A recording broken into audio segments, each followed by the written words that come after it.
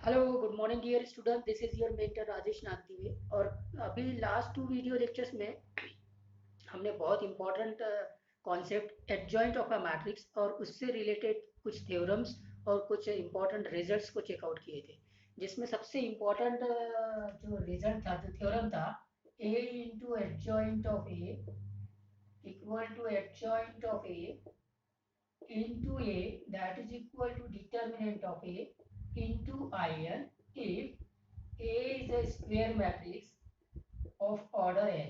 Correct है? तो ये रिजल्ट इतना फंडामेंटल था, ये थ्योरम इतना फंडामेंटल था कि इसके बेस पे फिर आगे हमने बहुत सारे रिजल्ट निकाले थे। आई थिंक दैट 5 to 6 तो फर्स्ट वीडियो में निकाला था, फिर सेकेंड टाइम पे और 5 मैंने कुछ रिजल्ट निकाले थे। और इससे आप बहुत स्ट्रांग हो जाते हैं इस एडजॉइंट्स के कॉन्सेप्ट में। और जैसा मैंने बोला है कि ये हाईली एक्सपेक्टेड है एंट्रेंस एग्जाम्स में, MSCT, NDA, JEE mains, JEE advance. तो इन्हीं कॉन्सेप्ट को और स्ट्रांग बनाएंगे। अब मैं कुछ बोर्ड लेवल की प्रॉब्लम्स कराना चाहूँगा आपको इस वीडियो में, जिससे कि आप इस कॉन्सेप्ट को मेमोराइज भी कर लीजिए और थोड़ी से और एक्सपर्ट हो जाए। ठीक है, तो let us start with the very first one. तो स्टूडेंट, जैसा मैंने बोला था कि कुछ बोर्ड लेवल के प्रॉब्लम से हम इन कॉन्सेप्ट को और स्ट्रॉन्ग बनाएंगे। तो ये फर्स्ट प्रॉब्लम देखिए, verify A into adjoint of A equal to adjoint of A into A equal to determinant of A into identity matrix of order two where A is sec x tan x tan x sec x। ये 2 cross 2 matrix है, square matrix है। और आप देखेंगे कि ये A transpose भी इसका ए ही आएगा। तो मेरा काम है आपको कॉन्सेप्ट को मेमोराइज कराना, स्ट्रॉन्ग बनाना। तो यहाँ से एक बात तो क्लियर हो जाती है कि ए स्क्वायर मैट्रिक्स है। ठीक है, स्क्वायर मैट्रिक्स है, ऑर्डर 2 है, कोई इशू नहीं है। और सिमेट्रिक मैट्रिक्स भी है। सिमेट्रिक देख लीजिए, क्यों क्यों सिमेट्रिक है? क्योंकि यहाँ पे ए का ट्रांसपोज ए ही आ रहा है। सेक एक्स टेन एक्स, इसका ट्रांसपोज लेंगे, मतलब रो को कॉलम बनाएंगे तो यही मिलेगा। फिर इसको रो को कॉलम बनाएंगे तो ये मिलेगा। ये बात तो क्लियर है, लेकिन फिलहाल मुझे यहाँ बात करना है ए इंटू एडजॉइंट ऑफ ए की, जो कि डिटर्मिनेंट ऑफ ए। तो पहले क्या कर लो, डिटर्मिनेंट ऑफ ए निकाल लो। ये बहुत आसानी से आप निकाल सकते हैं। Sec x tan x sec x, अगर आप देखेंगे तो ये sec square x minus tan square x हो जाएगा। और ये होता है वन। क्यों वन होता है? आपको मालूम है ट्रिग्नोमेट्री में one plus tan square x equal to sec square x होता है ना। तो इसलिए sec square x minus tan square x one आ गया। तो डिटर्मिनेंट ऑफ ए वन आ गया।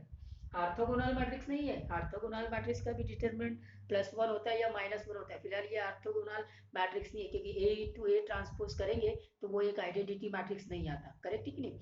कोई दूसरे मैट्रिक्स भी तो होते हैं जिनका कि डिटरमिनेंट प्लस वन भी हो सकता है, माइनस। हाँ, पर ऑर्थोगोनल मैट्रिक्स का determinant plus one and minus one होता है। पर ये फिलहाल ऑर्थोगोनल मैट्रिक्स नहीं, क्योंकि जो नेसेसरी कंडीशन है मैट्रिक्स ए के ऑर्थोगोनल होने की, वो ये है कि ए इंटू ए ट्रांसपोज एक आइडेंटिटी मैट्रिक्स होना चाहिए। तो वो यहाँ पे नहीं होता है फिलहाल। अब डिटर्मिनेंट ऑफ ए तो आ गया, कोई इशू नहीं है। अब मुझे क्या निकालना है? Adjoint of A. तो देखो, एडजॉइंट निकालने का कॉन्सेप्ट, अब आपको जब इनवर्स निकालते, बोर्ड्स में बहुत आता है ये, माइनस निकालिए, को फैक्टर्स निकालिए, को फैक्टर मैट्रिक्स और फिर एडजॉइंट। एडजॉइंट के बाद में इनवर्स सिंपली एक स्टेप है, तो ध्यान रखेंगे।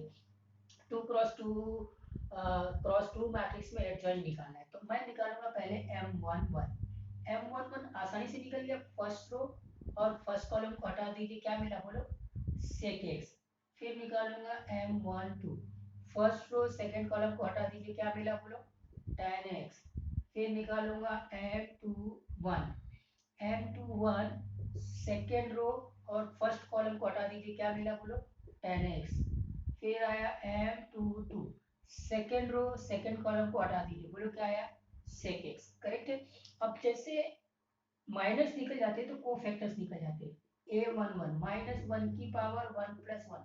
आप इतना कैलकुलेशन डायरेक्ट कर सकते हैं। वन प्लस वन टू होता है, माइनस वन की पावर टू, मतलब ये सिंपली M11 होगा। M11 होगा मतलब सेक एक्स।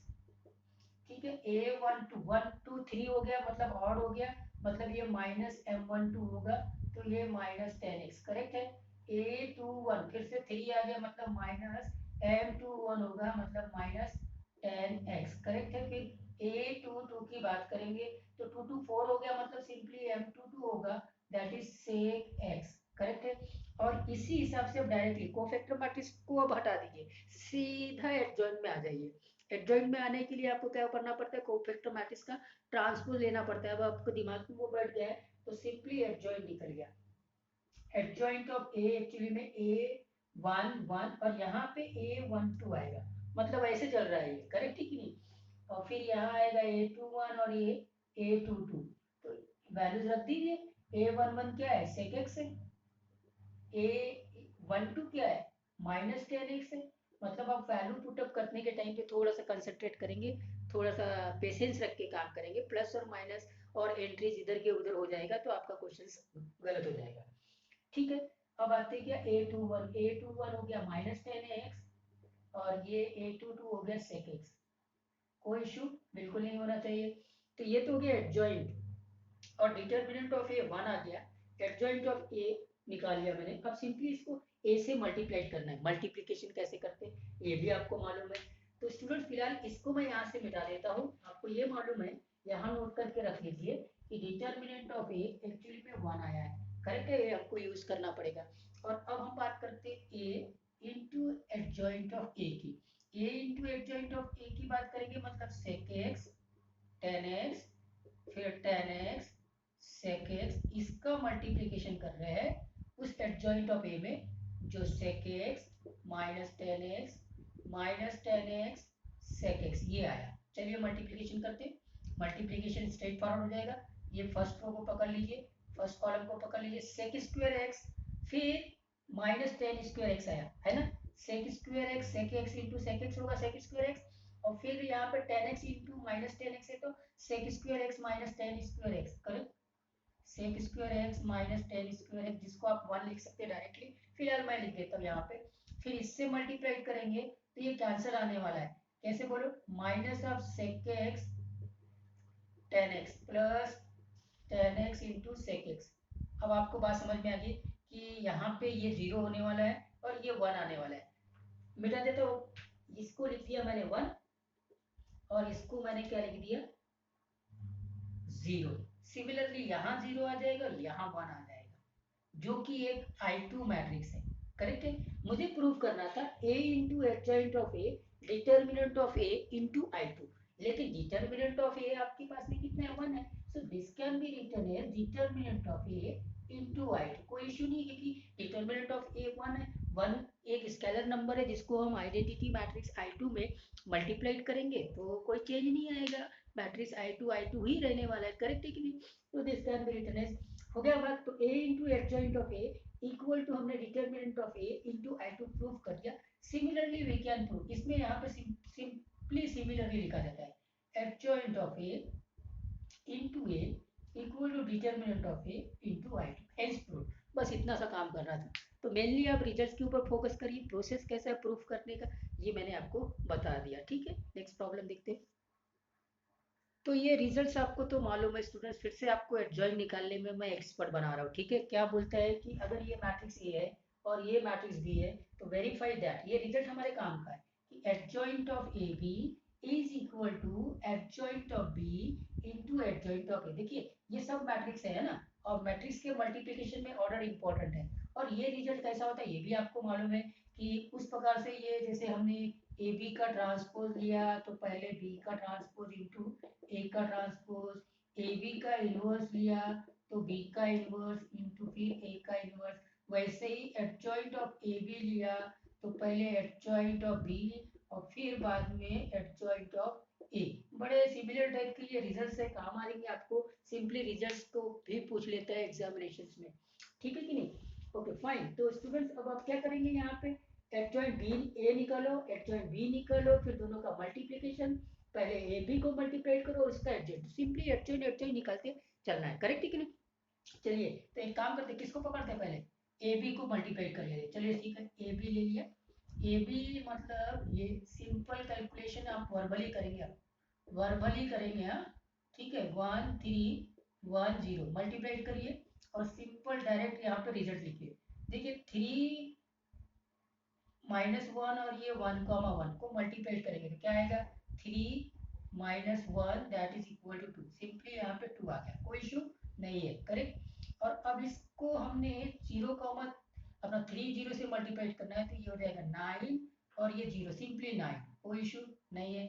अब आते हैं इससे, इसका मल्टीप्लिकेशन इसमें करेंगे तो 1 इंटू 1 1 प्लस 2 इंटू 1 2, मतलब ये 3 हो गया। और इसका मल्टीप्लिकेशन इस कॉलम से मल्टीप्लाई करेंगे तो 3 आएगा, ये हो गया खत्म। ए बी कितना आसानी से निकाल लिया।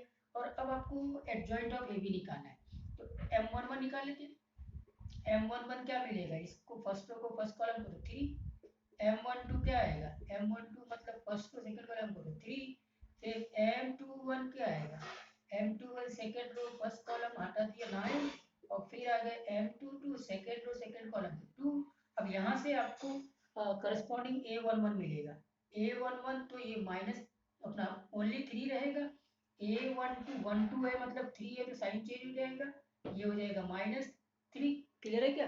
उसके बाद में आते हैं A21, फिर 2 + 1 3 है तो साइन चेंज हो जाएगा -9, और M22 है तो A22 में कोई साइन चेंज नहीं होगा।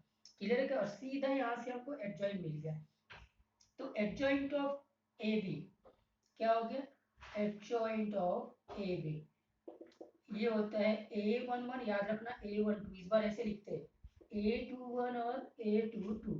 तो क्या आ गया आपको A11, किधर है A11, ये है 3, और फिर A12 ये आएगा -3, फिर A21 9 -9 और ये 2, ये मिल गए जॉइंट ऑफ ए बी, कोई इशू नहीं, ठीक है कि नहीं। Okay fine. तो अब एक काम करो, आप एडजॉइंट ऑफ ए बी को अलग रख के क्या आया, एडजॉइंट ऑफ ए बी यहाँ लिख लीजिए।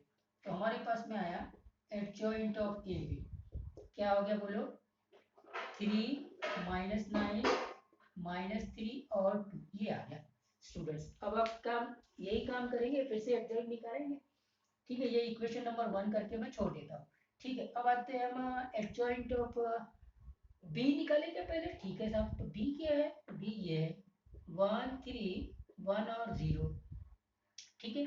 तो मुझे यहाँ पे अब M11 निकालना है। M11 first row first column को हटाया 0, M12 first row second column को हटाया, ठीक है। M21 second row first column को हटाया, सेकंड रो फर्स्ट कॉलम को हटाया 3, M22 फिर M22 कैसे आएगा, सेकंड रो सेकंड कॉलम को हटाया 1, कोई इशू नहीं होना चाहिए। करस्पॉन्डिंग A11 11 है तो 2 हो गया, मतलब साइन चेंज नहीं होगा। A12 में साइन चेंज हो जाएगा M12 का -1, A21 में भी साइन चेंज हो जाएगा M21 का -3, A22 में साइन चेंज नहीं होगा, सिंपली 1, करेक्ट है क्या। तो यहाँ से आपने एडजॉइंट निकाल लिया। एडजॉइंट ऑफ किसकी बात कर रहे हो, बी मैट्रिक्स की। तो सीधा अब आपको कैलकुलेशन भी याद हो गया कि A11 यहाँ आएगा 0, और A12 यहाँ आएगा -1, A21 यहाँ आएगा -3, और A22 यहाँ आएगा 1, कोई इश्यू नहीं है। ये एक काम तो हो गया, एडजॉइंट ऑफ ए बी निकाल लिए, ठीक है। Sorry, adjoint of A B हो चुका है, और ये एडजॉइंट ऑफ बी, इसको इक्वेशन नंबर 2। फाइन। अब क्या निकालते हैं, अब निकालते हैं एडजॉइंट ऑफ ए ले लिया, ए क्या है 3 -1। आई होप दैट अब आपको एडजॉइंट निकालने में कोई इशू नहीं है, माइनस निकालने में कोई इशू नहीं है, कोफैक्टर्स निकालने में कोई इशू नहीं है, ठीक है। ठीक है साहब। तो पहले आते हैं M11 बोलो, फर्स्ट रो फर्स्ट कॉलम को हटाओ 2, फिर आते हैं M12 first row second column को हटाओ 1, फिर आते हैं M21 second row first column को हटाओ -1,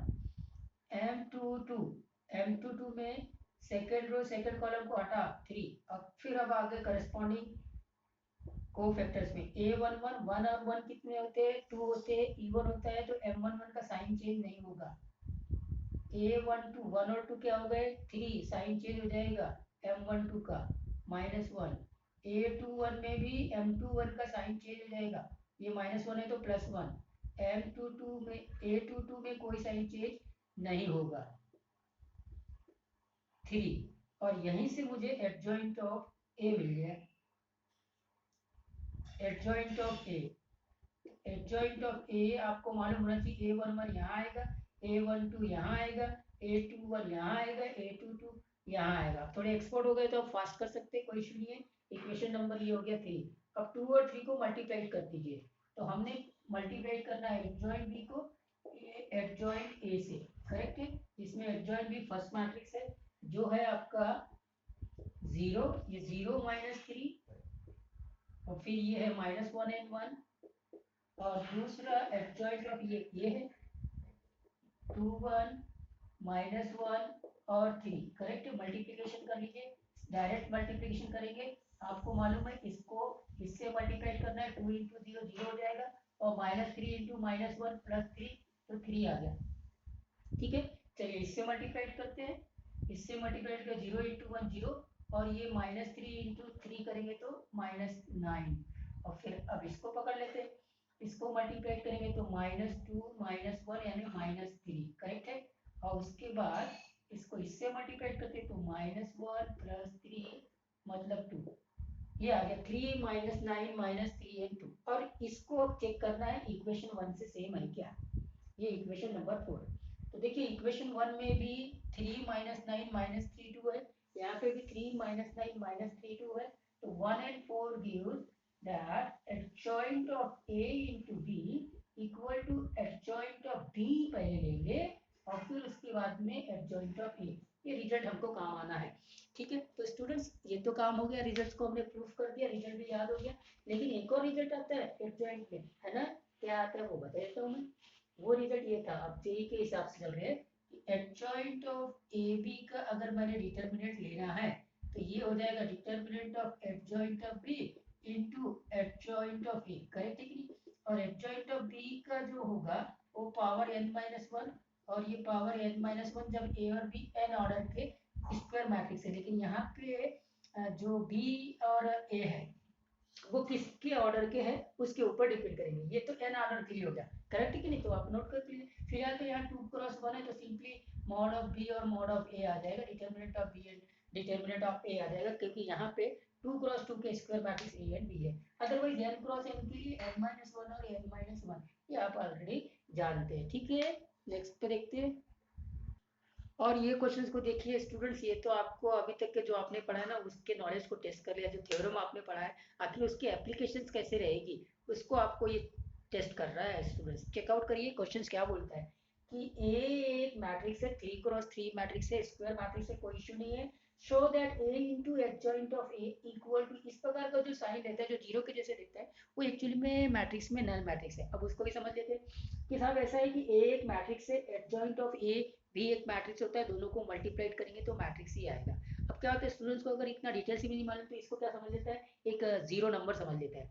ये जीरो नहीं, ये नल मैट्रिक्स है। नल मैट्रिक्स को रिप्रेजेंट करते हैं हम ऐसे कैपिटल वो से, करेक्ट है।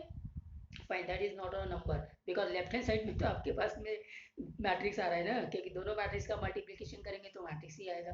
अब रही बात उसकी बात कि आखिर इसको नल मैट्रिक्स कैसे हो जाएंगे, लेकिन यहाँ पे पूछा है ए इंटू एडजॉइंट ऑफ ए। और आप सब लोग जानते हैं कि ए इंटू एडजॉइंट ऑफ ए से रिलेटेड एक थ्योरम है जो हमने देखा है, जिसको बेसिक थ्योरम भी मैंने बोला था कि इस थ्योरम के बेस पे बहुत सारे और रिजल्ट्स मैंने निकाले थे। तो क्या जानते हैं आप, सॉल्यूशन बी नो, क्या जानते हैं कि A into adjoint of A actually में determinant of A into I n होता है if A is an n cross n square matrix. यहाँ पे ये 3 × 3 स्क्वायर मैट्रिक्स है तो यहाँ क्या आ जाएगा, ये I3 आ जाएगा, कोई इशू बिल्कुल नहीं है। तो ये अगर मुझे निकालना है तो मुझे सिंपली डिटर्मिनेंट ऑफ ए निकालना है। और डिटर्मिनेंट ऑफ ए कैसे निकलेगा, 1 -1 1 2 3 0 18 2 और 10। अब इसको कैलकुलेट करिए, 1 आ जाएगा, फर्स्ट रो फर्स्ट कॉलम को हटा दीजिए तो 30 - 0, फिर ये -1 +1 बन जाएगा सेकंड कॉलम में, फर्स्ट रो है सेकंड कॉलम में, तो इस फर्स्ट रो को और सेकंड कॉलम को हटा देंगे तो 20 - 0, ठीक है, 20 - 0, और लास्ट में आ गया +1 में ये फर्स्ट रो थर्ड कॉलम को हटा दीजिए, 4 - 54। कैलकुलेशन बहुत आसान है, ये 30 हो गया, ये 20 हो गया, और ये -50। तो देखो 50 - 50 आ गया, -50 दैट इज इक्वल टू 0। तो डिटर्मिनेंट ऑफ ए 0, ये 0 है, ये नल मैट्रिक्स नहीं है। डिटर्मिनेंट ऑफ ए एक नंबर होता है, मालूम है ना। हाँ ये 0 है, सिंपली जीरो, ध्यान रखिएगा, छोटी बात है लेकिन इंपॉर्टेंट है। तो ये जीरो हो गया स्टूडेंट्स। तो इसीलिए अब a इंटू एडजॉइंट ऑफ ए, जिसका रिजल्ट मुझे मालूम है डिटर्मिनेंट ऑफ ए, जो कि एक नंबर आता है i3, मतलब जीरो से मैं मल्टीप्लाई करूंगा i3 में, 0 1 0 0 0 0, तो जीरो अगर 1 में मल्टीप्लाई होगा तो सभी, ठीक है कि नहीं, एंट्री इज 0 0 आ जाएगी, जिसको कि हम नल मैट्रिक्स बोलते हैं।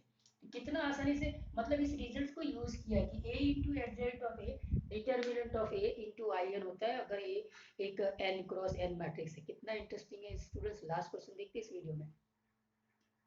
और एक सिंपल सा प्रॉब्लम आपको पूछा है मैंने कि a is a non singular matrix of order 3 है, then show that determinant of adjoint of a।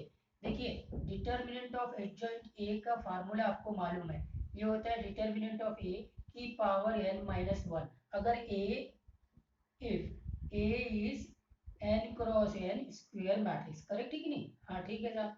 तो यहाँ पे तो 3 क्रॉस 3 वाला है, तो इसके बराबर हो जाएगा determinant of a 3 minus 1, that is determinant of a square, काम खत्म, करेक्ट है। तो ऐसे क्वेश्चंस बनते हैं स्टूडेंट्स। अगर मान लीजिए इसी चीज को मैंने ऐसे पूछ लिया, second question, if a equal to something like that cos theta minus sin theta और cos थीटा, ठीक है, तो find determinant of adjoint of A. तो देखिए ये 2 क्रॉस 2 मैट्रिक्स है ना, तो एडजॉइंट ऑफ ए सॉल्यूशन क्या हो जाएगा, डिटर्मिनेंट ऑफ ए होगा इसकी पावर 2 माइनस 1 हो जाएगा, करेक्ट है कि नहीं, 10 माइनस 1 के हिसाब से, तो दैट इज डिटर्मिनेंट ऑफ ए। और इस बार डिटर्मिनेंट ऑफ ए कितना आता है, 1 आता है, कोई इशू नहीं है। डिटर्मिनेंट ऑफ ए मतलब यहाँ पे adjoint of A is determinant of A के इक्वल हो गया है, determinant of adjoint of A actually में डिटर्मिनेंट ऑफ ए के इक्वल हो गया है। तो ऐसे सिंपल सिंपल से प्रॉब्लम होते हैं। तो मैंने वो रिजल्ट्स को बहुत, जो फर्स्ट और लास्ट 2 वीडियोस थे एडजॉइंट के ऊपर, वो कम्प्लीटली थ्योरी बेस्ड थे और एंट्रेंस लेवल के क्वेश्चंस उसमें थे, मेंस हो चाहे एडवांस हो, KVPY हो चाहे MSCT हो चाहे ND हो। और इस क्वेश्चंस में इस वीडियो में मैंने क्या किया है, कुछ बोर्ड लेवल के प्रॉब्लम से उन्हीं कॉन्सेप्ट को स्ट्रॉन्ग बनाने की कोशिश किया है। और नेक्स्ट वीडियो से मैं बात करूंगा how to find out the inverse of 2 cross 2 matrix and 3 cross 3 matrix by using the adjoint method, जो कि बोर्ड में आता है, करेक्ट।